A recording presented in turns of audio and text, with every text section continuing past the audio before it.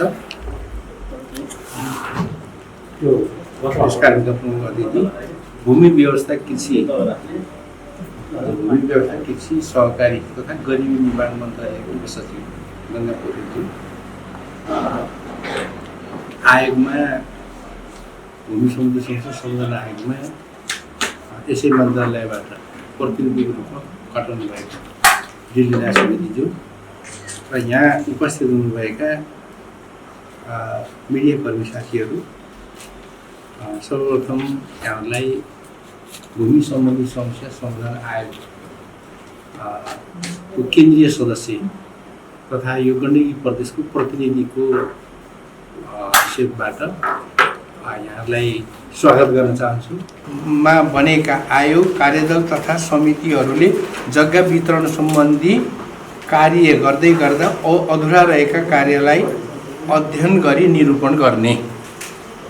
हालसम्मको कार्य प्रगति मिति 77 मङ्सिर 27 गते प्रदेश स्तरीय अभिमुखीकरण तालिम सम्पन्न भएको छ।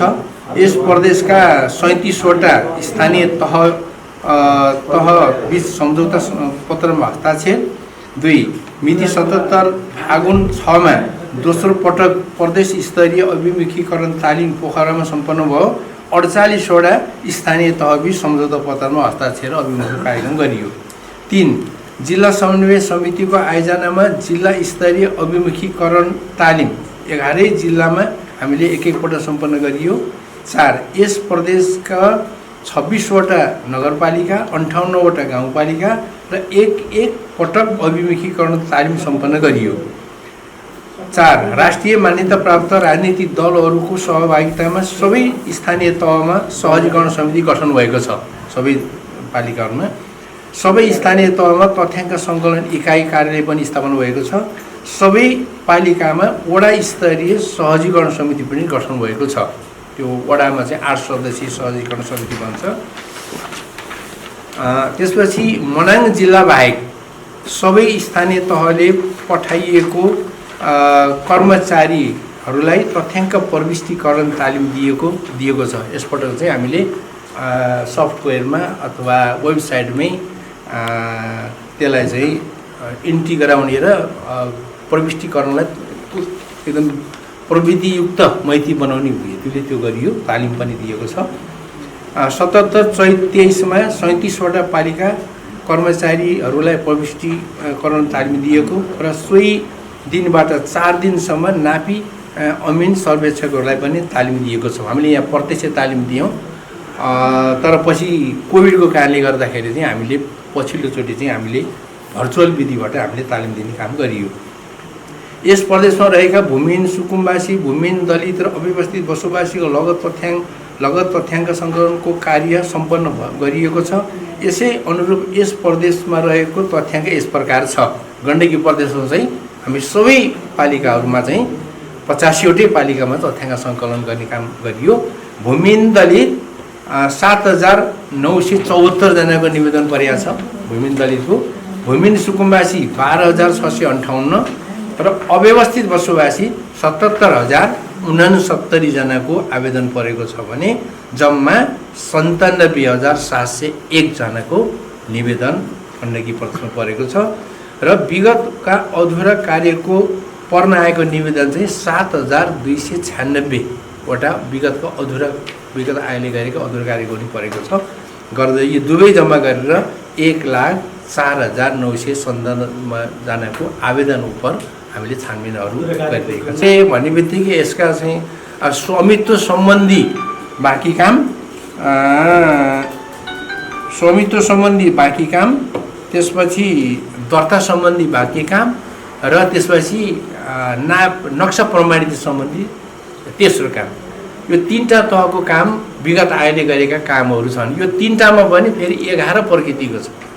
कसैको चाहिँ शिर्षता कायम भएको छैन, कसैको शिर्षता कायम भएको छ नक्सा प्रमाणित भएको छैन, कसैको दोहोरो शिर्षता कायम लालपुर्जा 2टाको छ, जग्गा एउटाको छ कसैको कुनै मान्छेको। अब कुनैको ठाउँमा चाहिँ स्वामित्व 2टाको छ, नेपाल सरकारको नाममा रहेको जग्गा को शिरस्ता थियो। व्यक्तिले दिँदाखेरि चाहिँ यता नेपाल सरकारकोबाट कट्टा नभएपछि दुईतिरै शिरस्ता कायम दिन दुईतिरै भएको छ, त्यस्तो भएको छ। कतिपयको राजस्व लिन बाँकी छ। यी सबै अधुरा कामलाई पनि अहिलेको आयोगले चाहिँ अध्ययन गरेर निरूपण गर्ने भनेको छ। अब 10 केन्द्रीय आयोगबाट भूमिहीन दलित, भूमिहीन सुकुम्बासी र अव्यवस्थित बसोबासीका लागि फारम पठाउँदै आएकोमा नपुग फारम यसै प्रदेशबाट छपाई वितरण गरिएको हो। यो गण्डकी प्रदेशबाट पनि हामीले 24,000 प्रति फारमहरू छपाउने काम गर्छ गण्डकी प्रदेश सरकारबाट भूमि मन्त्रालय मार्फत। केन्द्रीय आयोगबाट स्थानीय तहलाई प्रविष्ट जनशक्ति पठाई नापी कार्य सुरु भइसकेको छ। हाल कोभिडको कारणले स्थगित भएको थियो। स्थानीय तहको माग अनुसार केन्द्रले पठाएको अमिन तथा सर्वेक्षहरू जस्तै पोखरा महानगरपालिकामा 2 जना, माछापुछ्रेमा 2 जना, अन्नपूर्ण 2 जना, रूपा गाउँपालिका 2 जना, कुस्मा 2 जना, गोर्खा नगरपालिका 2 जना, भानु नगरपालिका 2 जना, शुक्ला गण्डकी नगरपालिका 2 जना, बन्दीपुर गाउँपालिका 2 जना, भिमात नगरपालिका 2 जना, ब्यास नगरपालिका 2 जना, बडीघाट गाउँपालिका 2 जना, मङ्गला गाउँपालिका 2 जना, कावासोती नगरपालिका 5 जना, विनय त्रिवेणी 2 जना, मध्यबिन्दु 2 जना। यसरी 35 जना अमिनहरू समेत माथि आयोगबाट पठाएर काम सुरु हुने बेलामा अब कोभिडको कारण स्थगित भयो। फेरि हामीले सुचारू गर्दैछौँ। काशी जिल्लाको रूपा गाउँपालिकाको वडा नम्बर 3, 4, 5 मा 150 घर परिवारमा नाप नक्सा भइसकेको छ। यसै गरी कावासोती र नवलपुरमा वडा नम्बर 3 मा 108, वडा नम्बर 5 मा 74 र वडा नम्बर 15 मा 614 परिवारको नापी कार्य सम्पन्न भएको छ। यसलाई हामीले करिब भदौभित्रमा हामीले यसलाई लालबजार पनि हामीले दिन सक्छौँ भन्ने हाम्रो योजना छ। यस प्रदेशका लागि आयोगका आगामी कार्ययोजना 78 श्रावण महिनादेखि 78 भाद्र महिनाभित्रमा सबै र स्थानीय तहमा रहेका सङ्कलित तथ्याङ्कलाई प्रविष्टीकरण गरिसक्ने। अब अहिले चाहिँ जति पनि निवेदन आएको छ यसलाई धमाधम प्रविष्टीकरण काम भइरहेछ। भाद्र महिनाभित्र छानबिन गरी प्रमाणीकरण गरिसक्ने, साथै नापीको साथसाथै लैजाने। प्रत्येक स्थानीय तहमा सङ्कलित तथ्याङ्कमध्ये आगामी आर्थिक वर्ष 78-79 मा प्रथम त्रैमासिक कार्ययोजना, द्वितीय त्रैमासिक कार्ययोजना, तृतीय त्रैमासिक कार्ययोजना र बनाई योजना बनाई जग्गा धनी पूर्जा वितरण गर्ने। तथ्य आयोगको उद्देश्य तथ्य लक्ष्य पुरा गर्ने रणनीतिक अगाडि सारिएको छ। भन्नाले 78-79 को आर्थिक वर्ष 78-79 मा सम्पूर्ण परिवारलाई जग्गा धनी पूर्जा दिइसक्ने भन्ने हामीले कार्यक्रम राखेका छौँ। जस्तै यो अनुसार प्रथम त्रैमासिक भन्ने बित्तिकै साउन भदौ असोज कार्तिकसम्ममा 25,145 जना घर परिवारलाई लाल पूर्जा दिइसक्ने। द्वितीय त्रैमासिक भन्नाले साउन भदौ असोज कार्तिक मौसिर पुस माघ फागुनसम्ममा 37,513 र चौमासिक तृतीय चौमासिकमा चाहिँ चैत वैशाख जेठ असार, चैतबाट असारसम्म यसरी 4 महिनामा एक पटक लट गरेर हामीले अधुरा कार्य समेत गरेर यसरी 1,04,997 परिवारलाई जसरी निवेदन आएको छ। अब यसमा हामीले पहिचान र प्रमाणीकरण गर्नै छ। यसमा अब निवेदन पर्न आएको यति हो, अहिले हामीले यतिले दिन्छौँ भनेर हामीले लक्ष्य बनाएका छौँ। तर भोलि छानबिन गर्दा यहाँभन्दा बढ्ने कुरा त आउँदै आएन, यहाँभन्दा घट्न सक्छ छानबिन गर्दै जाँदाखेरि। आयोगलाई परेका समस्याहरू तथा चुनौती केही छन्। हामीले आयोगमा काम गर्दै जाँदा यो कुरा हाम्रा मिडिया कर्मीहरूबाट पनि अलिकति यसमा हाइलाइट गरिदिनुहुन्छ भन्ने मैले आशा गरेको छु। जस्तै सबै स्थानीय तहसँग उपकरणको अभाव भन्नाले अहिले टोटल स्टेसन को विधिबाट अहिले फिताले नापेर जग्गा नाप्ने अहिले त्यो हटाएको छ। अहिले उपकरण यो गरे टोटल स्टेसन अनि अर्को के गर्नु जिपिएस सिस्टमबाट भूपग्रह विधि यस्तो विधिबाट गर्नुपर्ने। तर अधिकांश स्थानीय तहमा त्यो टोटल नगरपालिकासम्म समेत भएको पनि बिग्रिएको। त्यसैले अहिले उहाँहरूलाई बजेट छुट्याएर अब टोटल स्टेसन चाहिँ किन्न पर्यो भनेर हामीले ताकेता लगाइरहेका छौँ होइन। उपकरणको अभाव छ। 2 अर्को भूमिहीन दलित भूमिहीन सुकुम्बासीहरूलाई नयाँ जग्गा ओगटेर नबसेका भूमिहीन दलित भूमिहीन सुकुम्बासीले ओगटेर नबसेकाहरूलाई हामीले अब नयाँ जग्गा खोजेर दिने कुरामा पनि अलिकति हामीले चुनौतीपूर्ण छ। अब ओगटेर बसेकोलाई त जहाँ छ त्यहीँ दिने भनिया छ, यदि उपयुक्त छ भने। तर जसले ओगटेर बसिया होइन, अर्को घर भाडा बसिया छ अथवा कतै बसिया छ भने उसलाई हामीले नयाँ ठाउँमा जग्गा खोजेर दिन एउटा अलिकति चुनौतीपूर्ण देखिन्छ। वन्यजन्तु संरक्षण क्षेत्र, संरक्षित क्षेत्र, राष्ट्रिय निकुञ्ज तथा सामुदायिक वन क्षेत्र घोषणा गर्नु अगाडि नै त्यस क्षेत्रमा बसेका बसोबासीलाई जग्गा वितरण गर्दा कानुनी समस्या आउने, हटाउन पनि नसकिने, पूर्जा दिन पनि नसकिने त्यस्तो समस्या पनि देखा परे। जस्तै अब बागलुङको ढोरपाटन क्षेत्र शिखर आरक्षण क्षेत्र भनेर घोषणा गरिदिएछ। यता हाम्रो विधानले आरक्षण क्षेत्रमा जग्गा दिन नपाउनु भनेको छ। तर त्यहाँ त 300 वर्षदेखि अगाडिदेखिको मान्छेले बसोबास गरिरहेको छ, जसले अतिक्रमणै गरे होइन। अब जस्तै चितवनतिरको राष्ट्रिय निकुञ्ज, अब तपाईँको मनासुलो आरक्षण क्षेत्र यही मनाङ मुस्ताङतिर, अब उनीहरू बसेको सदियौँ वर्षदेखि बसोबास गरेका छन्। तर एज ए होलमा त्यहाँ हिमाल आरक्षण क्षेत्र, मनासुलो संरक्षित क्षेत्र भनिदिएपछि के भयो त भन्दा यसले अलिकति भनौँ सिर्जना गरेका छ। यसमा पनि हामी क्लियर हुनु अत्यन्त आवश्यक छ। जोखिमपूर्ण जग्गामा बसेका व्यक्तिलाई सुरक्षित र स्थानमा स्थानान्तरणको समस्या छ अलिकति, त्यो छ। अनि रैकर जग्गामा बसेका सुकुम्बासीहरूलाई हटाउन पनि नसकिने, पूर्जा दिन पनि नसकिने एउटा समस्या, त्यो चाहिँ तराईतिर बढी छ। दर्तावाला जग्गामै अथवा भूमिहीन सुकुम्बासीहरू धेरै वर्षदेखि बसेको छ, आफू बसेको ठाउँमा कसले दर्ता गर्यो भन्ने पनि थाहा छैन। लालपूर्जा अहिले अर्कैको नाममा छ। त्यो दर्ता गरेको मान्छे आउँछ त्यसलाई पिटेर धपाउँछन् क्या। एकातिर दर्ता गरेको मान्छे आउँछ, उसलाई पिटेर धपाउँछन्।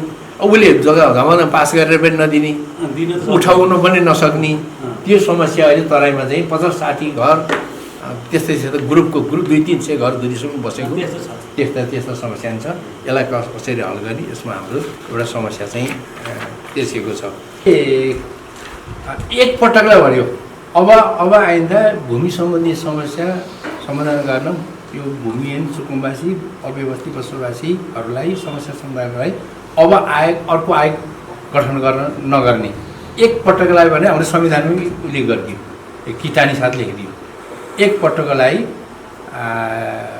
के अरे आयोग गठन गरेर नेपाल सरकारले आयोग या समिति गठन गरेर भूमिहीन दलित, भूमिहीन सुकुम्बासी र अव्यवस्थित बसोबासीलाई चाहिँ अव्यवस्थित बसोबासीलाई जग्गा व्यवस्थापन, भूमिहीन दलित र भूमिहीन सुकुम्बासीलाई जमिन उपलब्ध गराउने भनेर हाम्रो गठन आदेश नियमावली भूमि सम्बन्धी ऐन 2021 को 8औं संशोधन गरेर लेखिदियो। त्यस कारण अब अहिलेको यो आयोगले समस्या समाधान गर्न सक्छ। यसका अहिले चाहिँ तपाईँको यसका विधिहरू, यसका चाहिँ तपाईँको चाहिँ कार्यविधिहरू स्पष्ट छन्। अहिले विगत आयोग र अहिलेका आयोगमा अलिकति फरक छ, एकदम स्पष्ट रूपमा उल्लेख गरेको हुनाले अहिले नै ती समस्या समाधान हुन्छ। जस्तै पक्कै त हाम्रो नियमावलीमै कस्तो जग्गा दिन मिल्ने, कस्तो जग्गा दिन नमिल्ने भने नकारात्मक सूचीभित्र र सकारात्मक सूची भनेको छ। जस्तै अब दिन नमिल्ने धार्मिक क्षेत्रभित्रका जग्गा, सांस्कृतिक महत्त्व क्षेत्रभित्रका जग्गा, सामरिक महत्त्व क्षेत्रभित्रका जग्गा, सार्वजनिक जग्गा, अब सडक मापदण्डभित्रका जग्गा, सामुदायिक वन क्षेत्रभित्रका जग्गा, कसैको निजी स्वामित्व नेपाल सरकार अथवा व्यक्तिको निजी स्वामित्वभित्रका जग्गा, अनि अत्यन्त जोखिमयुक्त बस्न जोखिमयुक्त ठाउँमा त्यस्ता चाहिँ पानीघाट, गौचर यस्ता दिन नमिल्ने भने जस्तै सार्वजनिक जग्गा भन्ने बित्तिकै त झन् पानीघाट, गौचर, अब चियानघाट, मचानघाट, कर्मस्थान, अब कुलो, पाटी, पौवा, मठ, मन्दिर, अब गुम्बाका क्षेत्रभित्रका जग्गा, यी जग्गा दिन नमिल्ने भनेर पकाइ त स्पष्ट लेखिएको छ। अब यसलाई चाहिँ त्यो भूमिहीन दलित र भूमिहीन सुकुम्बासी को हो भनेर पहिचान गर्ने जिम्मा चाहिँ अहिले कसलाई दिएको त भन्दा स्थानीय तहलाई दियो। स्थानीय तहलाई नै बढी जिम्मेवार। पहिला आयोगले फारम भर्थ्यो, त्यो निवेदन आफूले लिन्थ्यो र भट्टाभट काम सुरु गर्थ्यो र काम पनि छिटो हुन्थ्यो, लालबजार पनि भट्टाभट पाइहाल्थ्यो। अहिले त्यस्तो छैन। अब आयोगले सूचना जारी गरिदियो, स्थानीय तह मार्फत हामीले सूचना जारी गऱ्यौँ, तथ्याङ्क सङ्कलन काम सबै सकियो। 35 दिने सूचना हामीले 2 पटक निकाल्यौँ। अब स्थानीय तहले फारम भरिसक्नु भएको छ। अब त्यो फारम उप तपाईँको चाहिँ को भूमिहीन हो, को सुकुम्बासी हो, को अव्यवस्थित हो, कोले चाहिँ तपाईँको चाहिँ खेतीयोग्य अलिअलि जमिनमा घर बनाएर खेतीपाती गरेका छ, कसैले नकारात्मक सूचीभित्र अतिक्रमण गरेर घर बनाएको छ, त्यो पहिचान गर्ने छुट्याउने सबै स्थानीय तहलाई दिएको छ। त्यसरी स्थानीय तहले अब वडामै तपाईँको हाम्रो 7 दिने सार्वजनिक सुनाइ हुन्छ। उजुर त्यहीँ गर्न पाउँछन् मान्छेले। अब वडा सहजीकरणले 7 दिन सूचना जारी गरेपछि उहाँले एक खालको सशस्त्रको नाममा लालबजार आइसकेको छ, त्यहाँ नाप्ला ढुङ्गा मुढा समेत भयो है। अब यस्तोमा के त भन्दा सार्वजनिक महत्त्वका स्थानीय सरकार, नेपाल सरकार अथवा प्रदेश सरकारलाई अत्यन्त महत्त्वपूर्ण सार्वजनिक हितको लागि प्रयोग हुने यस्तो जग्गा, जस्तै अब यहीँ बस पार्कमा पनि अतिक्रमण गरेर बसेको छ भनेको छ। यसरी सडकको छेउमा बनाउने सडक मापदण्ड छोड्नै पर्यो, खोलाको तिरमा बनाउने खोलाको मापदण्ड छोड्नै पर्यो। सार्वजनिक हितको लागि राखिएका जग्गाहरू अतिक्रमण गरेका छन्, त्यो त पाउने कुरै भयो, त्यो पाइन्। र यदि ऊ सुकुम्बासी र भूमिहीन दलित र भूमिहीन सुकुम्बासी हो भने उसलाई हामीले अर्को ठाउँमा खोजेर स्थानान्तरण गराउने, त्यो खोज्ने वडाहरूले अब विकल्प खोजिसक्नु भएको छ। भूमिहीन दलित र भूमिहीन सुकुम्बासी हो भने उनीहरूलाई हामीले स्थानान्तरण गराउनुपर्छ र 60 भर्ना दिन्छौँ उनीहरूलाई हामीले। तर अव्यवस्थित बसोबासीले कब्जा गरिहाल्छ भने उसले त्यो छोड्न नै पर्यो, अन्त नि पाउँदैन, उसले छोड्नै पर्छ। किन अव्यवस्थित बसेको त लालबजार सधैँ छ नि, त्यहीँ गएर बस्यो भइहाल्यो। त्यो हकम चाहिँ त्यस्तो छ। नकारात्मक सूचीभित्रकोमा बसेका जस्तै अब अत्यन्त जोखिमयुक्त बसेको ठाउँ छ भने त अब त्यहाँलाई हामीले स्थानान्तरण गरेर स्थानीय तह मार्फत उहाँलाई सार्नु पर्यो। उपयुक्त विकल्प दिएपछि त मान्छे जमिन आयोगले दिन्छ, त्यसपछि स्थानीय तहको प्रयासमा घर चाहिँ तपाईँको चाहिँ भूमिहीन सुकुम्बासी दलित परिवारहरूलाई चाहिँ अब प्रदेश सरकार, नेपाल सरकारबाट पनि आवासको निम्ति हामी एउटा योजना पनि बनाउँछौँ, हामी माग पनि गर्छौँ। त्यस्तो ठाउँ भने स्थानान्तरण गराउने हो, नकारात्मक सूची त्यहाँ हटाएर राखिदिने होइन। उनीहरू अघि खोलाको डिलमा बनाइरहेछ भने त्यहाँ हामी हाम्रो तर्फबाट उनीहरूको नाममा जग्गा दर्ता गराइँदैन र यहाँबाट उहाँहरूलाई अब जोखिमयुक्त ठाउँ भएको हुनाले अन्त सार्नुपर्छ भनेर हामी भन्छौँ। अव्यवस्थित बसोबासी त हट्नै परिहाल्यो। भूमिहीन दलित भूमिहीन सुकुम्बासी भने अन्त गएर हामीले जमिन दिनु पऱ्यो, घर पनि बनाइदिनु पऱ्यो। अब के अरे 3 वर्ष भनिएको छ, अब करिब 1 वर्ष त सिद्धिन लाग्यो, अब 2 वर्ष बाँकी छ। 2 वर्षभित्रमा हामीले सबै अहिले सङ्कलन भएकालाई हामीले लालबजार दिलाइसक्यौँ भनेका छौँ। यदि भ्याइएन भने अर्को 2 वर्ष पनि थप्ने भनेको छ। हाम्रो गठन आदेश के भनेको छ, सकेसम्म यही कार्यकालभित्र यो 3 वर्षभित्रमा अब बाँकी समयभित्र सबै सक्ने। यदि सकिएन भने अरू 2 वर्ष थप्न सक्ने भनेको छ। 1 वर्ष थप्दा नि हुनु हो, 2 वर्ष थप्न नि सक्ने भयो र एकपटकलाई यो भूमि सम्बन्धी समस्या समाधान चाहिँ एकदम क्लोज गर्ने भनेको छ। भने एकातिर छुट जग्गाको भने त अब एकपटकलाई भनेको छ गठन आदेश नियमावलीमै। अब छुट जग्गा सधैँ छुट जग्गा सधैँ तिरो जस्तै ल्याएको छ, मान्छेको त हाडसालै सिकिसक्यो। अब एकपटकलाई भनेको छ, त्यो पनि त्यो कहिले खुलाउँछ अब मालपोत कार्यालय मार्फत त्यो जग्गा चाहिँ एकपटकलाई भनेको थियो, त्यो त्यसपछि पनि अब हुँदैन। हामीले अहिले जुन आफैले कब्जा गरेर बसिरहेको छ कि अव्यवस्थित बसोबासी त कब्जा गर्ने परिहाल्यो, न त अव्यवस्थित बसोबासी भइएन होइन। निवेदनले नापेपछि बल्ल तोडेर आउनु। भूमिहीन दलित भूमिहीन सुकुम्बासीहरू पनि अधिकांशले चाहिँ केही न केही ठाउँमा चाहिँ झुपडी बनाएर ओगटेरै बसिरहेको छ। हामीले त्यो ओगटेकै जग्गामा दिन हुने खालको हो कि मात्रै भनेर हेर्ने हो। यसले सार्वजनिक जग्गा मिच्याएन, नकारात्मक सूचना त पछि पर्दैन मात्रै भनेर हेर्ने हो। नत्र भने उसले जहाँ ओगटेको छ उसैले त्यही जग्गा नापिदिने हो। तर त्यो त थोरै रहेछ, मापदण्ड पुर्याउनुपर्छ भनेर उसलाई खोजी हामी दिँदैनौँ। उसको जति छ यही छ। बढी भयो भने के हुन्छ हामी खोसेर अर्कोलाई दिने भइयो क्या त्यहाँबाट उसलाई चाहिँ हामीले अतिकम हामीले लिइन्छौँ अनि तर एउटा सुकुम्बासीले चाहिँ फेरि के छ भने अहिले उसले धेरै वर्षदेखि भोग गरेको जग्गा मेरो जग्गा म छोड्दिनँ भन्यो भने ऊ सुकुम्बासी हुँदा निःशुल्क पाउँथ्यो भने ऊ त्यसपछि उसले के गर्छ म अव्यवस्थित बसोबासीसँग राजस्व तिर्छु भन्यो भने उसले फेरि सुकुम्बासीले अव्यवस्थित बसोबासी भएर राजस्व तिरेर पनि पाउँछ त्यो पनि छोडिदिएछ। अब अर्को राजनीतिक कारण भन्ने बित्तिकै विभिन्न आश्वासन दिए ल तपाईँलाई म यो जग्गा दिन्छु ल आउनुहोस् बस्नु भन्यो। अब विभिन्न राजनीतिक दलले ल तराईमा ल मलाई भोट हाल्नु म राखिदिने भयो भनेको छ बस्दा मान्छे त्यहाँ रहिथाने भयो दुईवटा। अब अर्को आर्थिक कारण भनेको मान्छेको जीविकोपार्जनको उपाय नभएपछि भएको जग्गा बेचेर खाइदिने टाटो उल्टिने भयो। कोही बिमार होला, कोही बिहाबारी होला, कोही रोग उपचार गर्न होला।